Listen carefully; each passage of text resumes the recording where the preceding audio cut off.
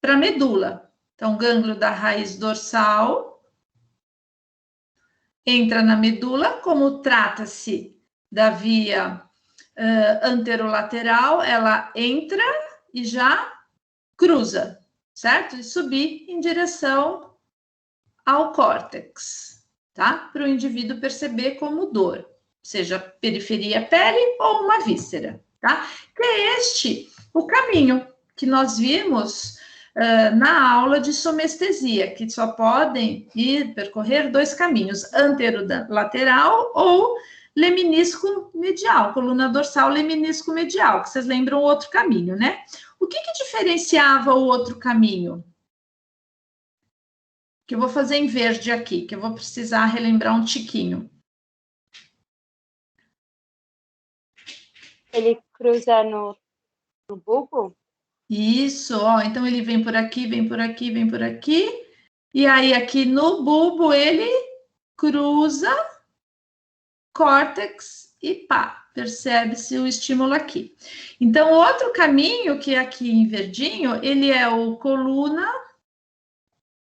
dorsal, leminisco medial. Maravilha.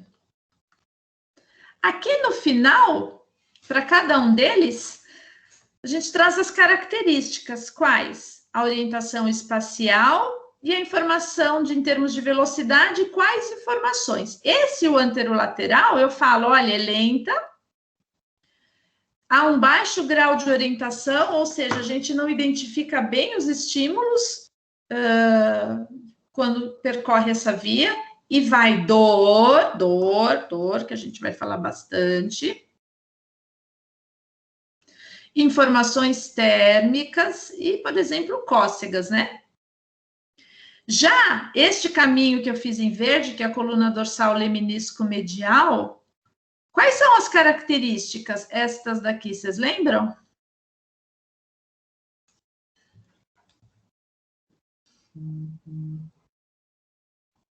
É meio que o oposto, né?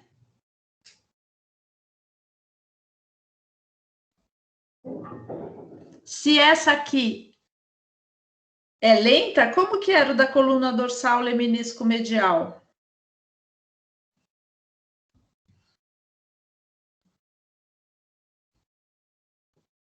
Rápido. Isso. Elas são conduzidas rapidamente, tem um alto grau de orientação espacial, a percepção é real, então eu sei exatamente de onde é, e exemplos de quem que percorre esta via que cruza no bulbo, vocês lembram? Propriocepção, a gente tem de pressão,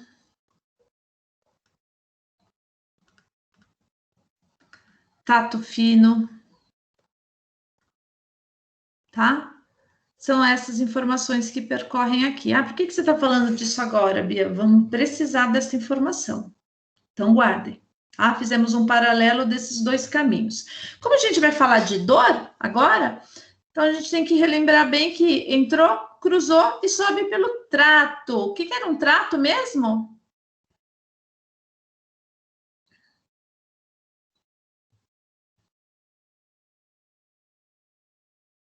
O trato. Não? É um conjunto de fibras que partem do mesmo local e vão para o mesmo local. Partem e vão para o mesmo local. Espino talâmico. Partem da onde? Da medula espinal e vão para o tálamo, sim? O trato espinotalâmico é formado por 3 fibras. Isso é o trato, por 3. Então, eles partem da medula e vão para o tálamo. Maravilha. Tudo bem aqui, gente? Sim? Sim. Então, então tá bom. Tô achando que vocês não estão aí.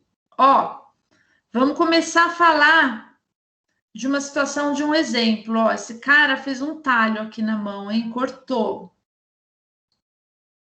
Um talhão aqui. Esta informação de dor na mão dele, quem que vai levar essa informação de dor? Ela tem que ser conduzida para a medula, e a medula que conduz essa informação. A gente vem falando isso há aulas aí, né? É a informação a medula que leva a informação sensorial. Bom, então precisa de um nervo redundante, mas para que vocês entendam que inerve esta região da mão, que vai levar essa informação por aqui, por aqui, por aqui, por aqui, por aqui, que entra, vamos dar um zoom aqui, hein? Que vai entrar no gânglio da raiz dorsal, como é dor, o que vai fazer? O que vai fazer?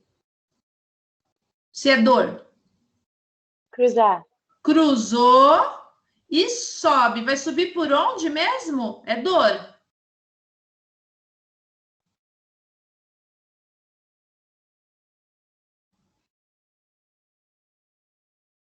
Hein? Anterolateral? Isso, mas sobe por onde? Qual o nome? Pelo trato? Isso, pelo trato espinotalâmico. Esse trato é formado por quantas fibras? Olha lá. Por 3, ó. 3 setinhas. E aí vai até onde, gente? O trato espinotalâmico vai até onde? Tálamo. Tálamo. Ele vai identificar, ok, informação dolorosa, córtex. Maravilha. Este é o caminho. Só que tem algumas diferenças, porque nós precisamos saber que tipo de informação dolorosa é essa. Porque existe informação dolorosa crônica e informação dolorosa aguda. E isso tem diferença na condução da informação da dor. Então, ó, vejam aqui comigo. A dor aguda, ela também é chamada de dor rápida ou via rápida. Então, vocês podem ver, normalmente é dor rápida, tá? Dor aguda, dor rápida. Dor crônica, portanto, dor lenta. Por que recebe este nome, dor rápida e dor lenta? Porque a informação dolorosa aguda, ela é conduzida rapidamente. A fibra que leva esta informação conduz a informação numa velocidade de 6 a 30 metros por segundo, enquanto que a dor crônica conduz essa informação de meio a 2 metros por segundo, uma diferença considerável, né, gente? De 6 a 30 por meio metro a 2. A gente entende agora como essa diferença de velocidade nos faz perceber a dor de maneira diferente, aguda e crônica. Aguda chegando, né? Chutando o pé no peito, né? Uma dor aguda. Aquela dor que vem com tudo, que, né, não dá tempo para nada, uma dor aguda. Enquanto que a dor crônica é aquela dor que às vezes você acha que foi embora, mas é aquela dor que tá sempre ali, devagarzinho, tá sempre lá. Então, são fibras que carregam essa informação com velocidades diferentes. São fibras diferentes. A aguda é A delta e a crônica é fibra C. Para vocês não confundirem, tá? A aguda, A, fibra A delta. Crônica, fibra C, tá bem? Certo?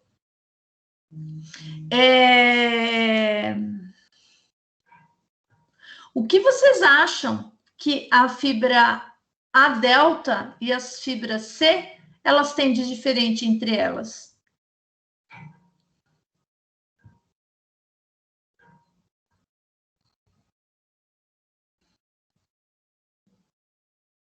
Hein? Falem comigo hoje. Hein? Densidade, professora?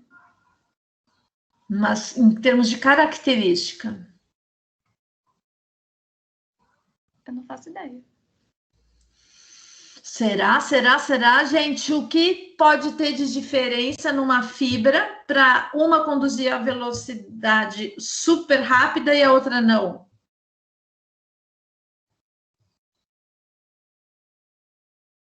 Vocês sabem? Potencial. E o que faz isso? Tem um potencial diferente?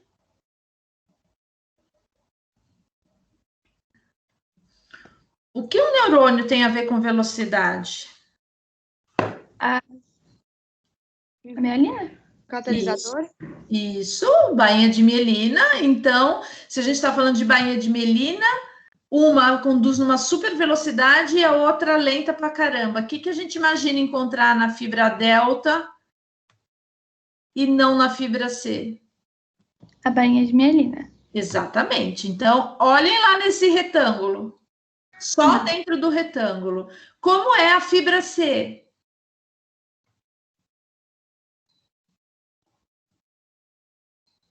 Sem isolante térmico. Isso. Isolante. Elétrico, né? Isso. Ó, então a fibra C, ela é, e pode falar isso sem medo, Amielínico. amielínico. Amielínico. Neurônio não tem bainha de mielina. É amielínico. Enquanto que a delta tem bainha de mielina. Então, a gente entende claramente por que a informação dolorosa crônica ela é conduzida lentamente nas fibras do tipo C. Não tem bainha de mielina, não tem. Enquanto que na delta tem bainha de mielina. E a gente vê essa diferença aqui. Deixa eu tirar este zero que não tem, isso está errado nessa figura. 5/30, meio a 2. Qual é a outra diferença olhando aqui, hein?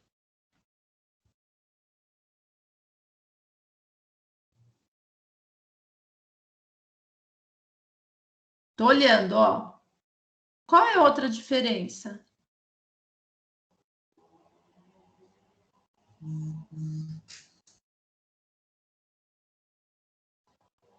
Qual é a diferença, gente? A espessura dela? Isso, o tamanho, espessura, calibre. Se eu olhar, ó a delta. Ela tem um calibre muito maior do que a C. A delta, 1 a 5 micrômetros, enquanto que a C, 0,2 a 1,5 micrômetros. Ah, Bia, mas o que tem a ver espessura com velocidade? Tudo a ver. A partir do momento que eu tenho um diâmetro maior, eu permito que neste neurônio passem, né, ali na membrana, muito mais íons, a troca de íons seja maior. Portanto, eu tenho um potencial de ação, ele seja mais rápido, comparado a uma fibra que tem um diâmetro muito menor. A passagem de íons vai ser menor. Então, quanto maior esta troca, eu tenho uma área, uma superfície maior, mais rápido será do que um diâmetro pequenininho. Então, maior diâmetro, maior quantidade de bainha de mielina justifica maior velocidade. Então, fica claro entender por que a fibra A delta conduz essa informação numa velocidade maior. E a fibra C, coitadinha, dor lenta, crônica. Estas fibras A delta, lá no trato, vão dar origem à via neoespinotalâmico. Então, uma das fibras, qual é o nome dela? Neoespinotalâmico. Olha eu fazendo o gesto aqui, que ridículo. Vocês nem estão vendo. A outra é a paleoespinotalâmica, que é a fibra C. Do que você está falando, Bia? Disso aqui, ó. Uma se chama neo, outra se chama paleo e outra que a gente não vai ver aqui é espino-reticular. Então, cada uma delas tem nome, mas as três juntas chamam o quê? Trato espinotalâmico. Tudo bem isso? Sim? Sim. Ô, Pro, Diga. ontem eu estava estudando com as meninas e a gente ficou em dúvida, tipo, tem fibras que elas já são elas são caracterizadas amielínicos ou ele é criado? Tipo, ele é destruído? Tem, então a fibra C, ela é amielínica, nascemos assim. Ah, tá. Entendeu? Agora, tem situação onde pode-se perder a mielina, então ela é desmielinizada. Mas existe fibras que ela já vem assim, né? Sim, tipo a fibra C. Tá bom. Ela é assim. Tá? Tá bom, Pro, obrigada. Imagina. Por conta de ser fibra delta, dessas características que eu acabei de falar, conduzidas rapidamente, a gente percebe a dor, a informação, muito mais rapidamente e ela é bem localizada, diferente de uma dor que ela é conduzida o quê? Em menor velocidade, baixa localização. Então, a dor crônica, ela tem essa informação aqui. Ela é pouco localizada. E lá no trato, a fibra C vai dar origem à paleoespinotalâmica. Ó, então vamos comigo aqui. O cara cortou a mão. Que fibra vai levar esta informação da mão, do braço, antebraço até a medula? Que fibra?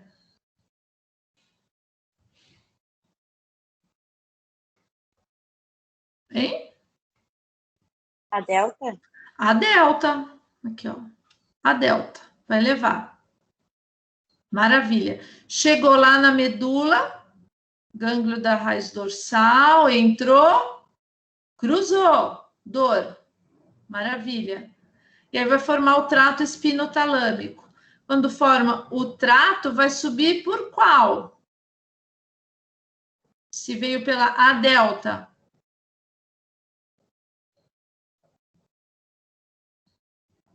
Qual?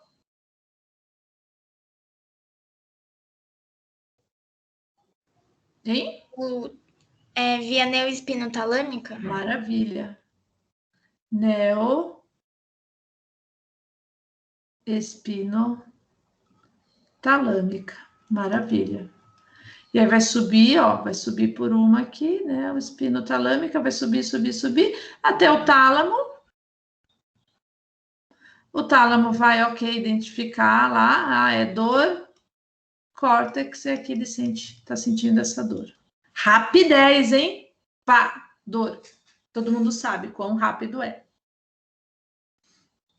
Tá bem? Ó lá, a fibra C, ela tem uma outra via, ó.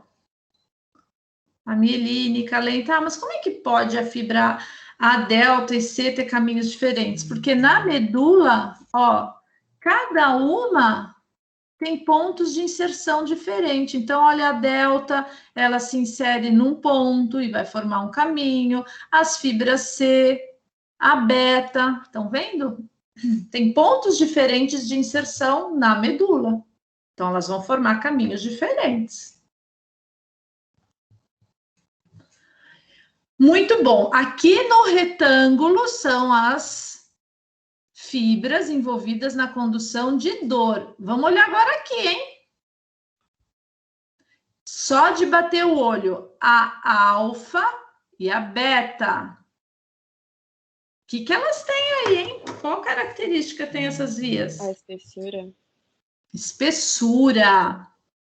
Cara, tá aludona, hein? Olha a alfa.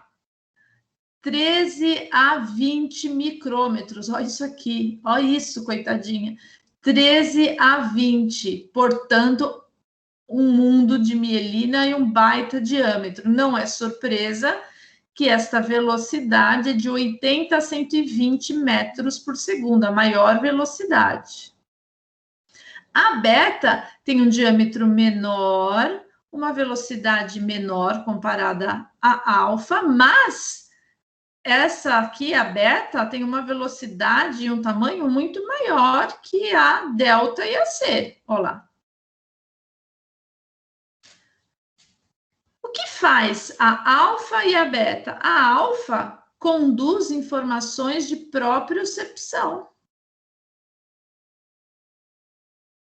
E a beta? Todas as informações de mecanorreceptores, especialmente pressão e tato fino. Então, estou dizendo que informações proprioceptivas, tato fino, pressão, elas são conduzidas muito mais rapidamente do que até dor aguda. E aonde estão estas informações? Onde? São conduzidas por quem? Por quem? Por quem?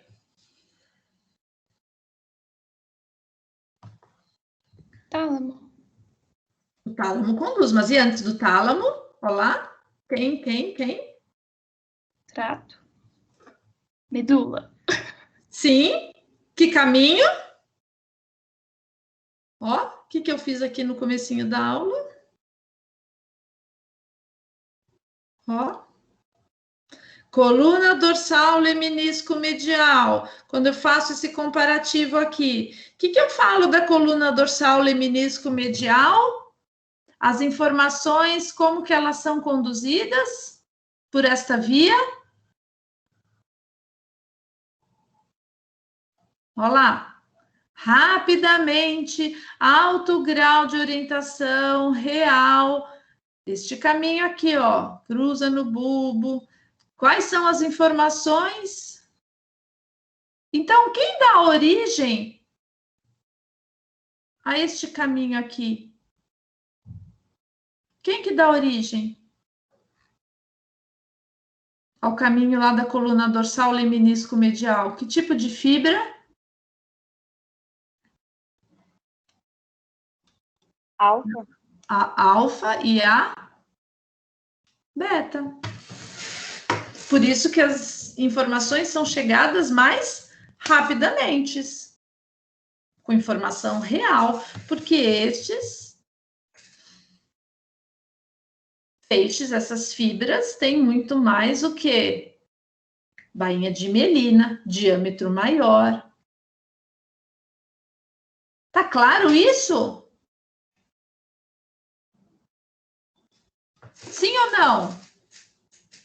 Professora, o diâmetro maior seria porque ela tem mais bainha de mielina? É isso? Não necessariamente. O diâmetro maior é isso aqui, ó.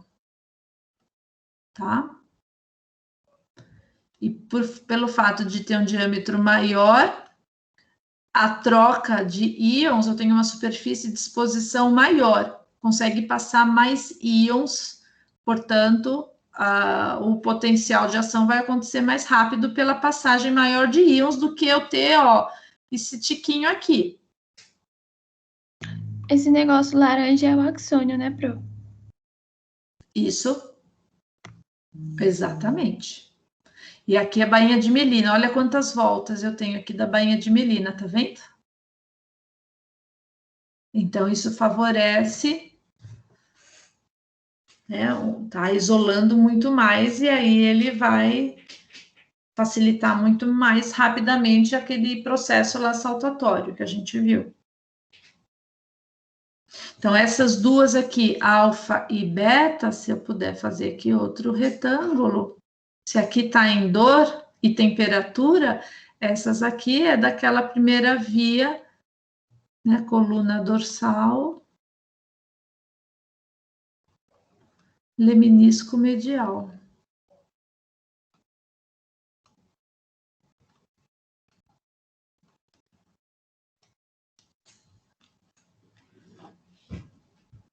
Tudo bem? Mas como a gente está falando de dor, ó, são essas aqui, a delta e a C.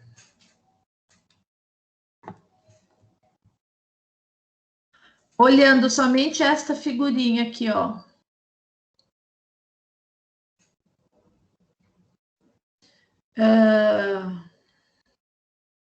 Eu consigo falar que informação dolorosa é esta e essa, só olhando a figura? Intensidade do estímulo e o tempo.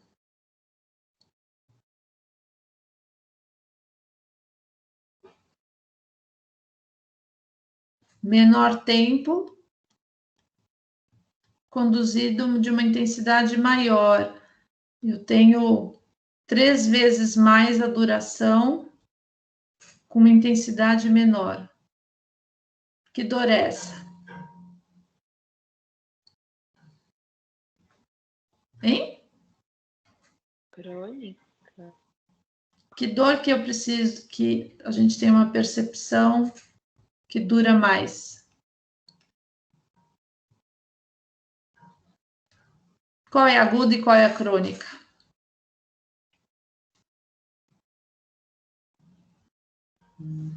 A aguda é a rápida e a crônica é a mais lenta. Isso. Então, ó, rápida, aguda e essa crônica. Pela velocidade, ó. Tá bem? Um resumão das duas, ó. Então, o que eu acabei de falar. A aguda e a rápida. Dor rápida, que é a mesma coisa que aguda. Empontada, bem localizada. Quem conduz? A delta, rápida, de 12 a 30. Via, neo. Dor lenta, que é a crônica. Em queimação, normalmente a gente refere. Mal localizada, difusa, espalha no corpo. Fibra C, condução extremamente lenta. Páleo. Espinotalâmica. Tá bem? Dúvida aqui? Então tá, isso que é importante, hein? Todas essas características aí, a gente falou bastante coisa. O portão da dor, um mecanismo endógeno de analgesia. Vamos entender isso aqui. Primeira coisa, o que é endógeno?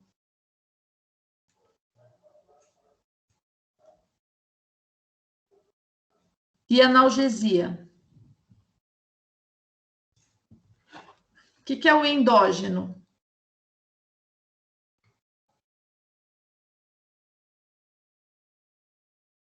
O que é endógeno, gente?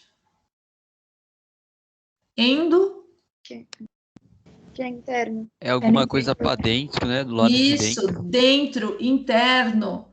Então, pensando dentro, interno, vamos ver como se fosse alguma coisa. Vamos colocar aqui dentro. Como Eu já nós. ouvi essa palavra, mas em algum lugar em biologia, não estou lembrado. Endógeno, Sim, alguma a gente coisa. usa muito esse termo. A gente usa muito. Então, dentro do corpo, é como se fosse nosso. Analgesia. Vem também do analgésico. O que é a analgesia?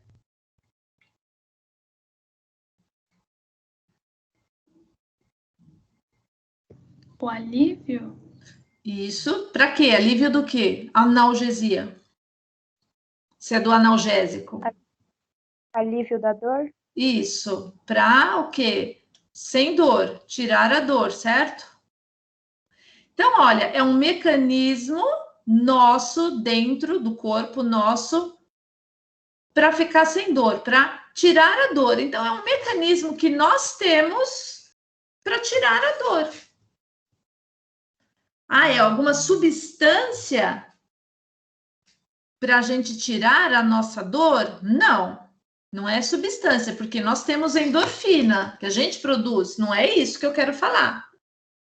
É um mecanismo acionado, etapas que são acionadas para a gente não perceber a dor, ficar sem dor, que eu vou mostrar aqui. Eita, um monte de nome, mas a gente vai entender aqui. Vamos imaginar um ponto de dor aqui importante. Uma perfuração, uma coisa bem aqui aguda, um talho ali. Num contexto importante, tá? Onde ocorreu essa dor. Vamos imaginar um contexto emocional aqui importante. Se isso é aguda, gente, eu vou marcando tudo que vocês já sabem aqui, que vocês vão ver que não é pouca coisa. Se é num contexto emocional, uma perfuração, uma coisa aguda, quem que vai levar esta informação? Que nervo? Da mão, aqui do braço, lá para a medula? Quem que vai levar? Hein? Que nervo que vai levar essa informação daqui até a medula? Que tem vários nervos na mão, no braço. A delta? A delta, ó. Ó como a gente tem vários aqui, ó, mostrando aqui calibre, que bonitinho. É o A delta. Ó, a delta. Vai levar aqui, vai levar, ó. Caminhar no braço, vai entrar, que vocês já sabem pra caramba, mas é sempre bom falar para nunca esquecer. Gânglio da raiz dorsal, ó. Entrou, informação sensorial. Entrou, vai fazer uma sinapse importante aqui para entrar na medula. E aí, faz o quê? Aqui vai fazer o quê?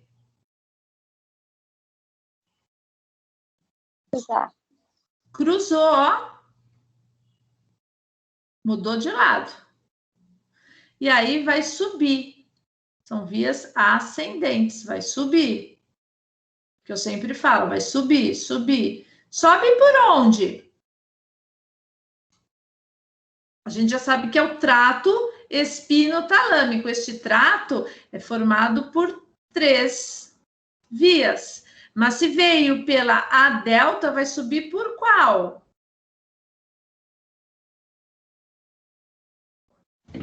Pela ascendente? Isso, as 3 são ascendentes, estão subindo. Mas se é A delta, pela neo, ó lá. Trato neoespinotalâmico. Vai subir, ó. Sobe, sobe. Tem que passar pelo tálamo. Ó, os núcleos talâmicos aqui, ó. Passou pelo tálamo, ele vai identificar, ok, é dor, no caso, esse aqui tá passando por este aqui, é um núcleo específico, passou pelo tálamo, putz, é dor, chegou lá no córtex somatosensorial. Passou no córtex, identificou que é dor. Foi a dor num contexto importante, certo? Emocional ali, e vou fazer de outra corzinha agora. Vai acionar, por conta da situação desse contexto, o sistema límbico, que vocês já sabem, a gente vai ver mais para frente com detalhes, que é uma área do sistema nervoso central que tem a ver com o quê? Com estruturas envolvidas na percepção da emoção, gatilho do medo. Então, vai ativar estruturas emocionais, por conta da dor aqui percebida com a dor, que vai ativar, junto com outras estruturas corticais, uma via descendente, vai descer dentre uma dessas vias, a mais importante, chamada substância cinzenta, vocês já sabem o que é substância cinzenta, periaquedutal, substância cinzenta periaquedutal, em volta do aqueduto cerebral, aqui, ó. Substância cinzenta periaquedutal, vai descer, descer, descer. Pela medula, tá descendo, descendo, descendo, ó, é uma via descendente. Que vai fazer o quê? Via, obviamente, sinalização elétrica e principalmente por uma liberação de um neurotransmissor, vai inibir a atividade aqui dessa sinapse. Inibe, não vai funcionar mais, justamente onde está entrando o quê, gente? Hein? Onde está entrando o quê? O estímulo? O estímulo. Então, qual é o objetivo de inibir essa sinalização?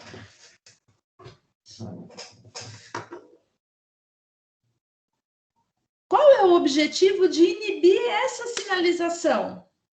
Se inibe, esse estímulo que está chegando vai fazer o quê?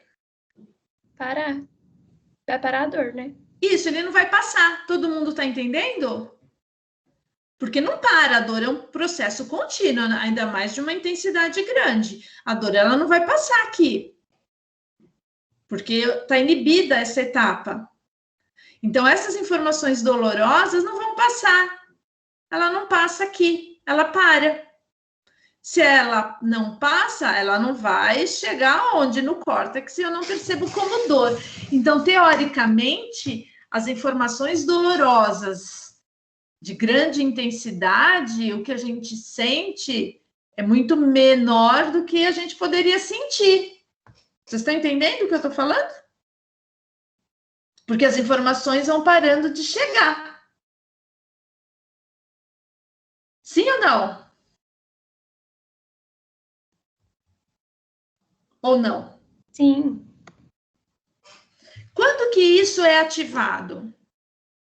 Principalmente em situações onde a gente tem liberação de cortisol e adrenalina.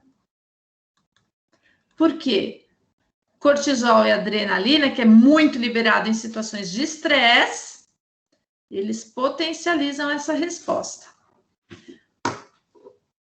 Portanto, em situações de briga, de luta, e não somente em situações ruins, mas como situações de jogo, sabe, em situações importantes, onde eu posso efetivamente estar com dor, como jogo e todas as outras situações, a gente não sente tanto um desgaste por conta da ação desses hormônios, né? No caso desse hormônio que é o cortisol. Então, é uma função adaptativa importante.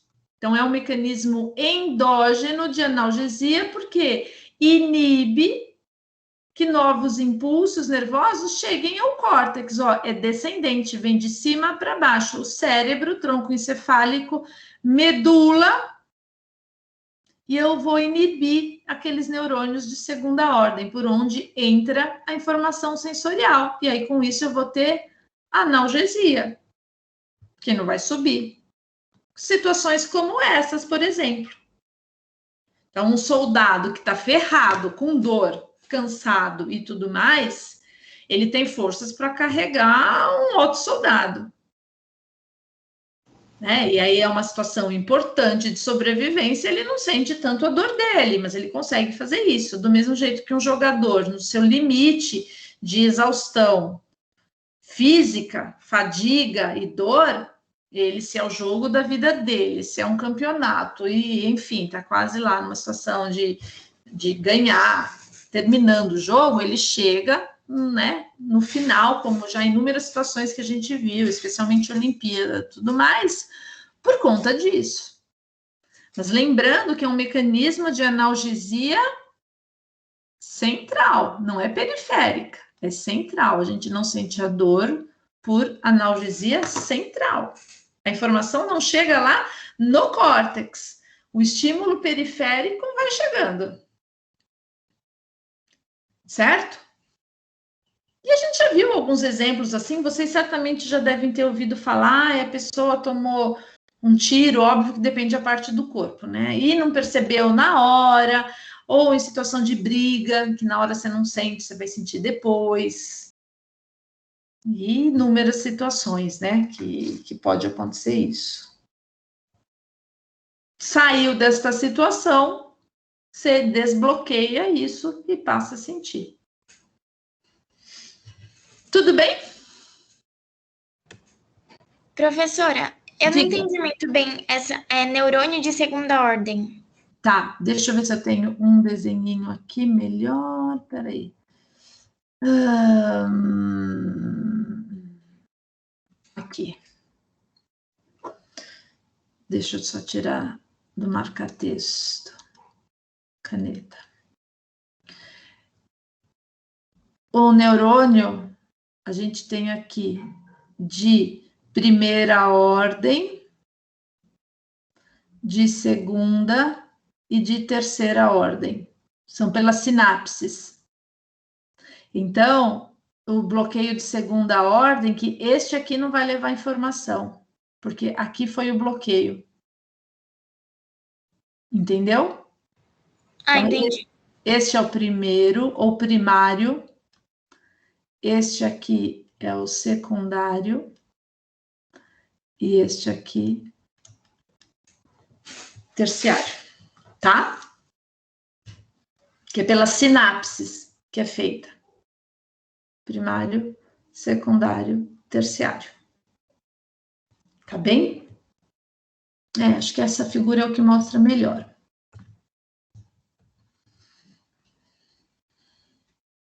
Acho que é sim. Deixa eu ver se eu tenho uma outra aqui.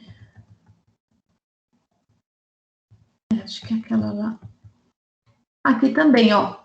As corzinhas diferentes. Tá vendo, ó? Primário. Tá vendo? São esses. Agora eu entendi. Obrigada. Entendeu? Imagina.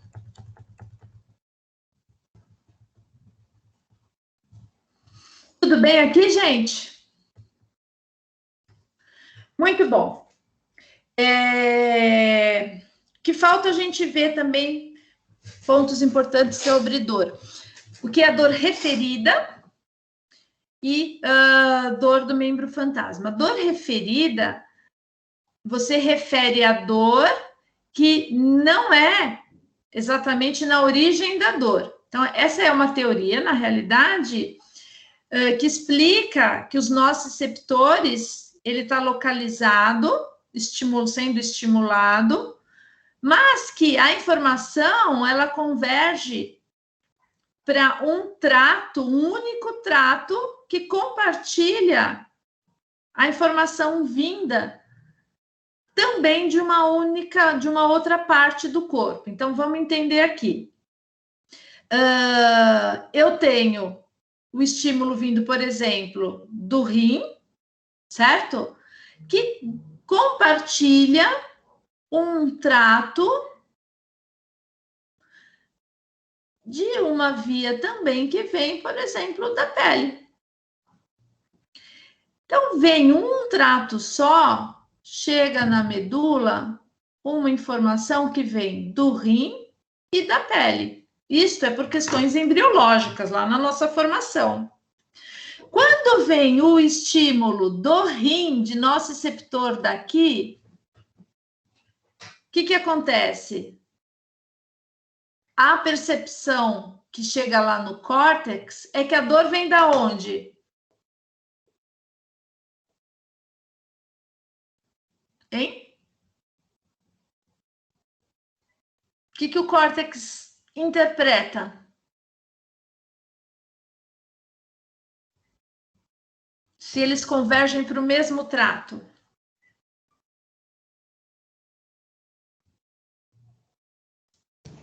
Ele associa que tá doendo a pele, não o rim. A pele, exatamente. Então, por exemplo, o rim. Quem já teve, por exemplo, onde que a gente refere a dor? De uma cólica renal? Lombar. Aonde? Acima da lombar. Exatamente. Nas costas, na região lombar, ali. Por quê? A apendicite não é mais no cantinho? Eu achava que era mais nas laterais. Então, isso é meio controverso, né? Mas muitas pessoas, o apêndice está um pouquinho fora do lugar aqui, né? O apêndice, ele é mais para cá, mas as pessoas referem a dor da apendicite, muitas pessoas, né? Não é regra, aqui, ó, na boca do estômago. Ah, entendi. Pode ser os dois, então, né? Sim. Entendi. Tá? Do mesmo jeito que o rim, a pessoa refere na pele, que não pode nem encostar lá nas costas, na região lombar. Tanto é que um dos testes, que é o teste de Giordano positivo, é dar aquela batidinha nas costas, que a pessoa socorro, né? Urra de dor. Do mesmo jeito, a pessoa que está infartando, ou angina, onde que ela refere incômodo. Isso é bem típico. Aonde? Olha lá. Um incômodo, um peso, formigamento no braço esquerdo. Ela refere um incômodo. E sabe aonde também? Bem nada a ver, mas que é queixo. Pontada no queixo. Pode ser coração. Certo? Então, essas são as mais comuns. Isso se chama, então, né, dor referida. Você refere a dor num outro lugar. Eu não sei também se vocês já perceberam isso, que a pele também, ela compartilha algumas vias. Então, por exemplo, você vai tirar a sobrancelha, ou você vai espremer uma espinha em algum lugar, você está estimulando um lugar, mas vem uma pontada, um incômodo num lugar nada a ver. Vocês já sentiram isso?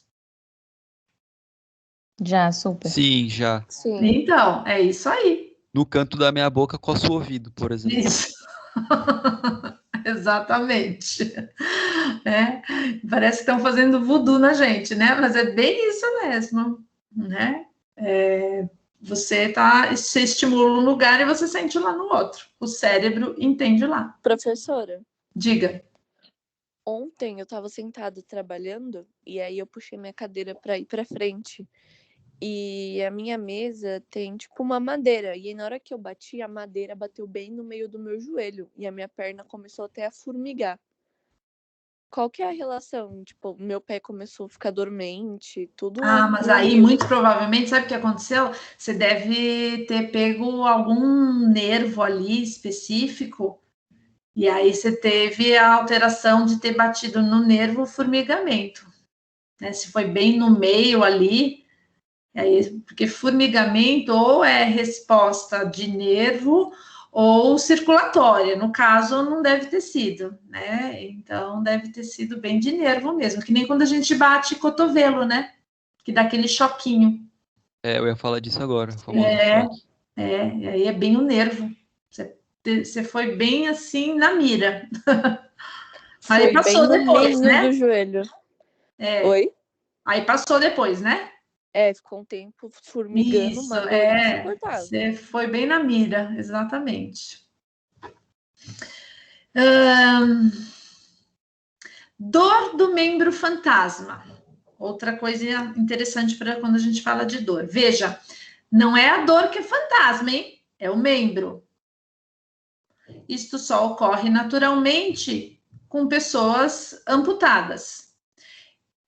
Seja, então, um indivíduo que perde membro superior, ou mãos, ou pernas, pés. O que vai acontecer? A pessoa que teve essas partes, uma delas naturalmente, né, amputada, normalmente é muito né, na sequência, depois que ela passa a ter isso. Começa a ter um estímulo do nervo que, né, do que ficou e que naturalmente iria para a região que ela teve amputação. Então, isso aqui, essa região foi amputada, certo? Ela começa, essa região que permaneceu, ela começa a ter descargas espontâneas. E isso vai voltar lá para o córtex. Mas vai para o córtex, então, olha lá, são descargas espontâneas. Mas vai para o córtex, a área cortical, que reconhecia a mão, certo? Mas a pessoa não tem mais a mão. Mas ela tem o córtex, ué. Então, o que acontece?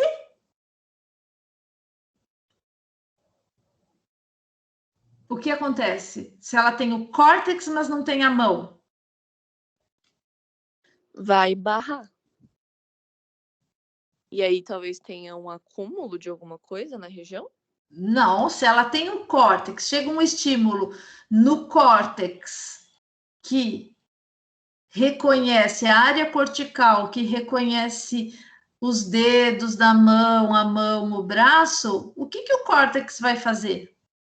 Vai mandar pra lá, mas talvez vai sentir a dor em outro lugar, não sei. Então, Ela sente como se estivesse ainda com a mão, né? Isso, no começo, o córtex desta pessoa vai dar para a pessoa a percepção da mão, mas ela não tem mais a mão. Por isso que aparece a percepção do membro. Então, vem a dor do membro fantasma.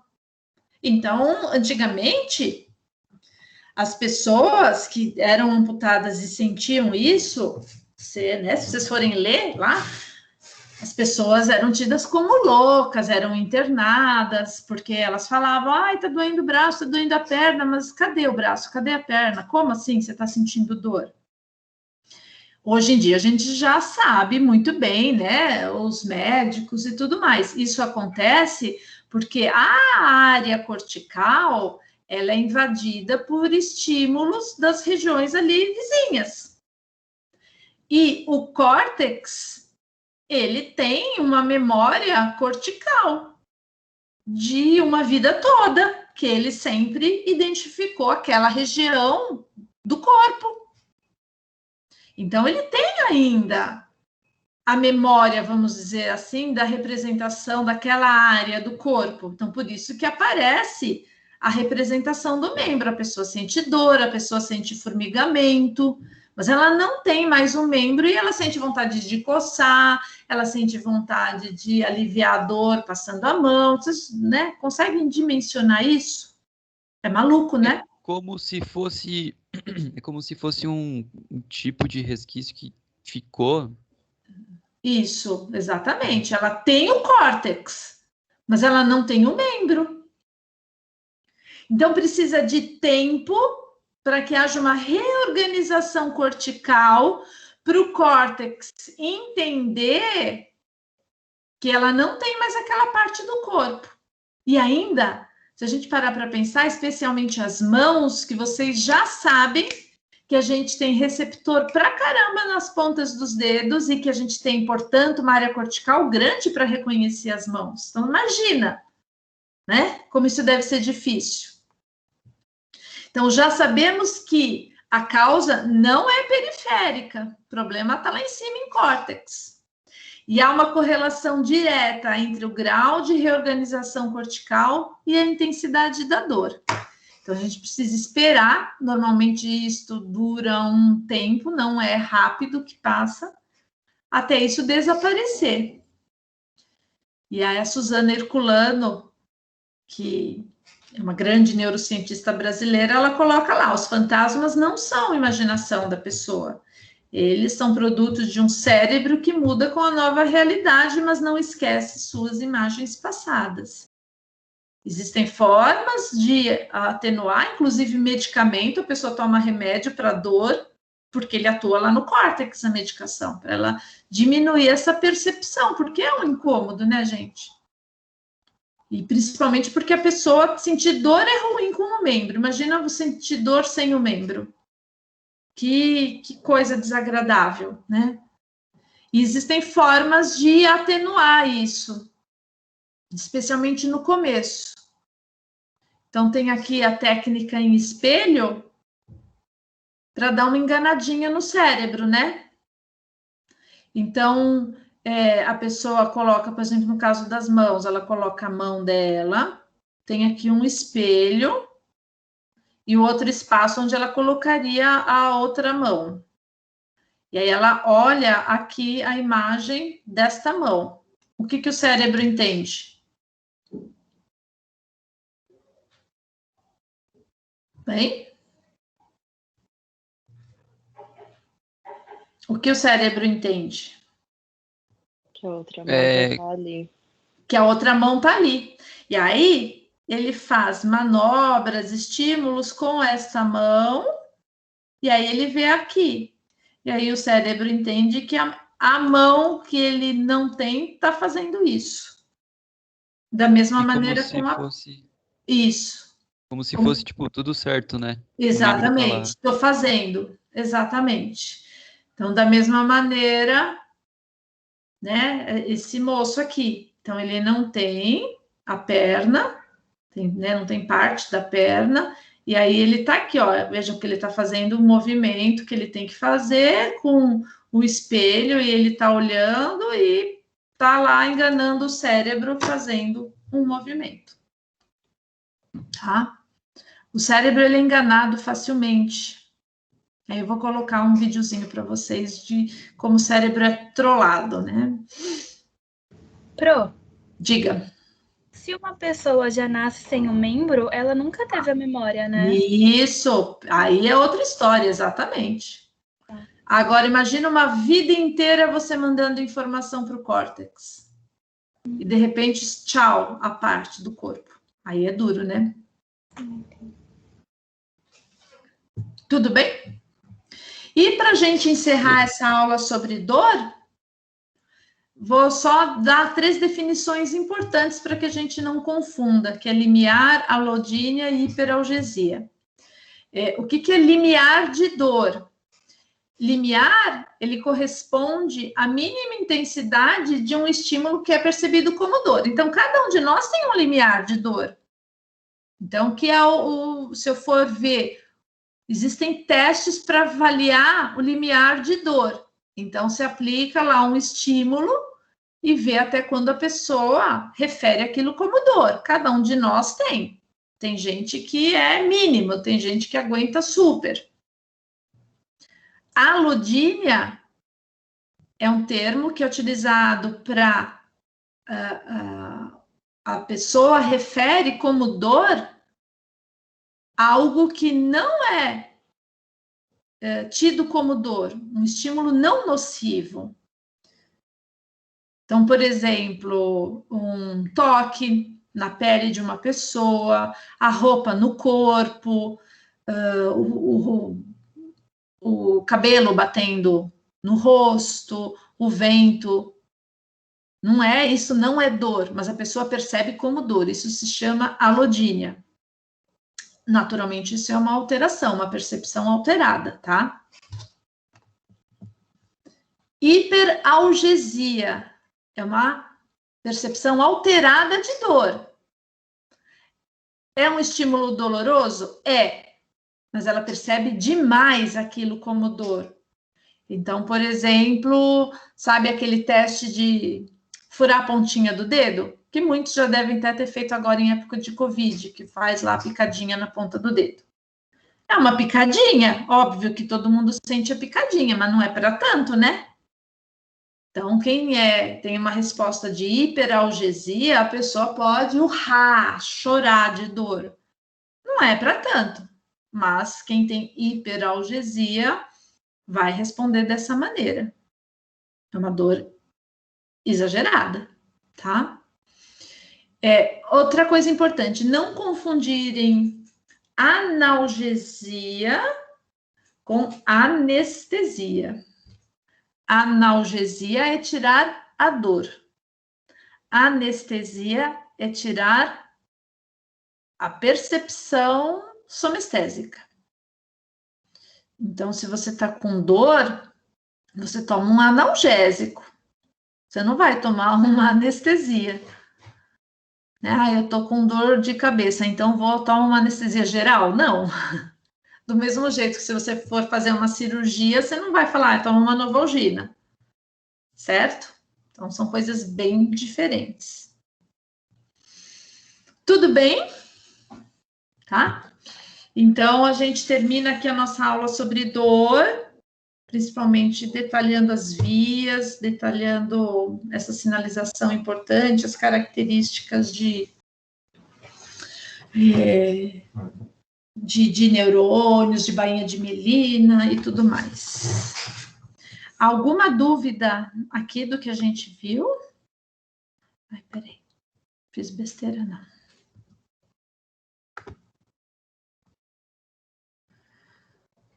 Vamos ver aqui.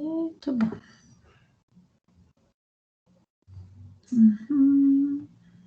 Pronto. Aí eu paro de compartilhar, abre a câmera.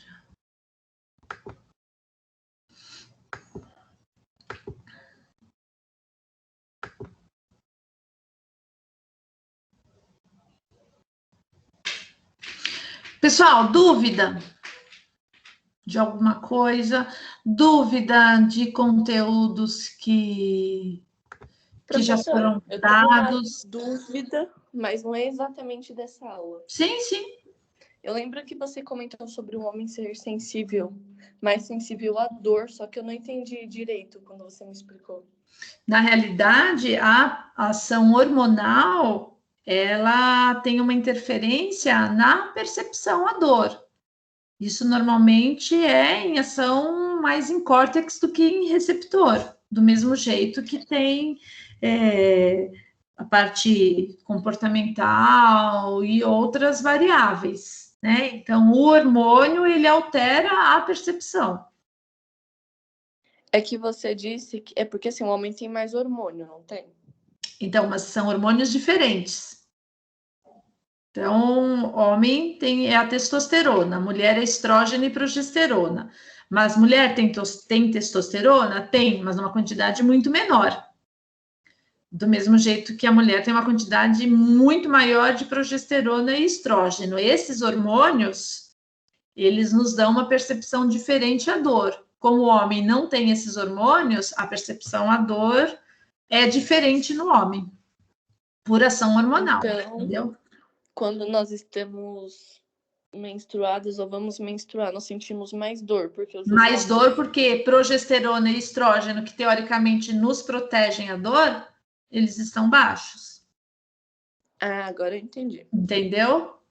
Isso pode alterar entre mulheres também, né? Porque Sim. A gente não tem a mesma quantidade de hormônio, né? Sim, sim. E mulher também tem outras variáveis em relação também à reatividade a estresse. E aí isso muda, né? Entendi. Tá. Entendi, obrigada. Imagina. Vocês têm alguma pergunta, alguma coisa a mais que vocês querem falar de aulas passadas? Não? Eu não, pronto. Então, tá bom. Deixa eu só ver aqui. Vamos ver se eu consigo, né? Porque...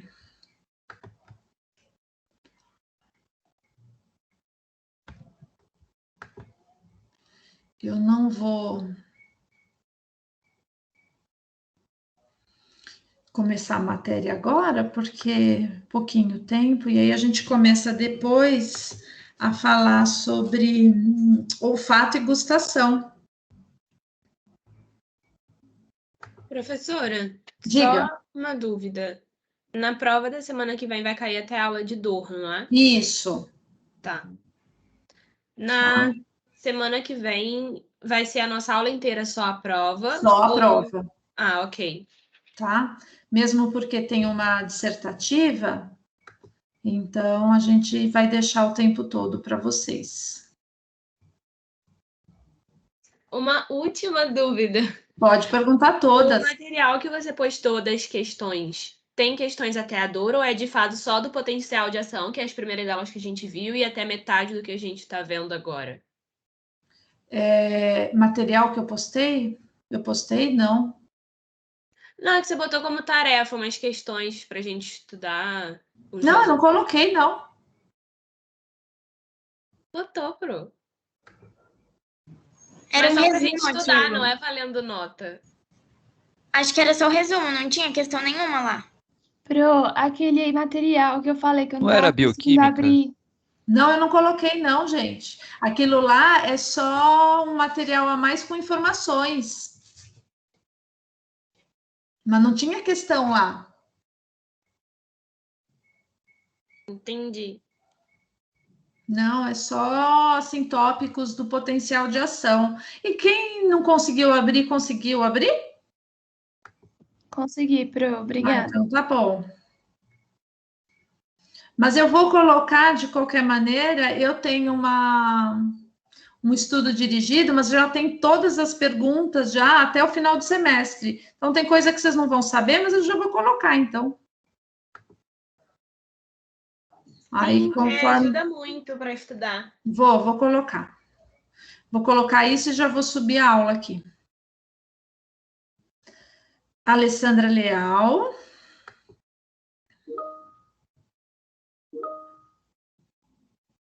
Ana Beatriz. Presente. Ana Luísa. Beatriz Bruschi. Presente. Camila.